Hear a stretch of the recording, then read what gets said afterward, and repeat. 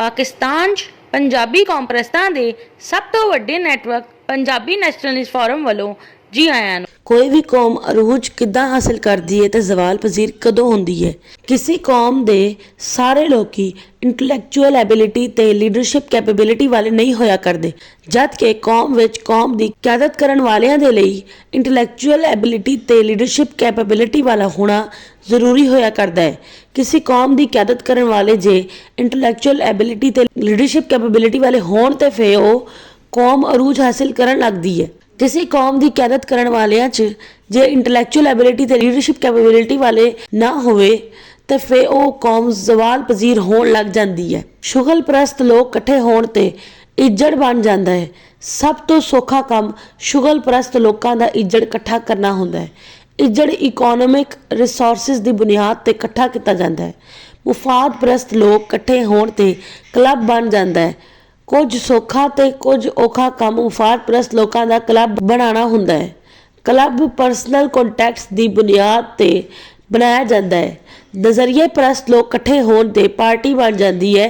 सब तो औखा काम नज़रिए परस्त लोगों की पार्टी बनाना हुंदा है। पार्टी लीडरशिप कैपेबिलिटी की बुनियाद ते बनाई जाती है। पार्टी बनाने लई लीडरशिप कैपेबिलिटी वाले बंदियां दी लोड़ हुंदी है। लीडरशिप कैपेबिलिटी वाला बंदा वो हुंदा है जिहड़ा या किसी नूं अपना कर ले या किसी दा हो जाए। ज़्यादातर लोगों में बीमारी ये होंदी है कि वो ना वो किसी नूं अपना कर सकते हैं ना वो किसी दा बन सकते हैं। बंदा भावें जिन्ना भी महान होवे, जे वो कल्ला होवे या आवारागर्द होवे, वो कख बराबर हुंदा है।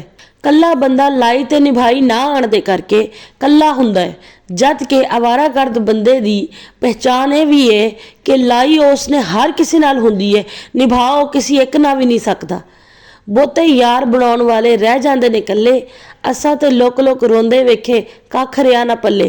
मियाँ मुहम्मद बख्श। जद कि अपनी कौम दे पॉलिटिकल कॉन्शियसनैस तो आ रही इडियट लोकां नूं लगाम पाना भी जरूरी हुंदा है। किसी कौम की पॉलिटिकल कॉन्शियसनैस तो आ रही इडियट लोग दुश्मन दे लई बड़े काम वाले होया करते हैं।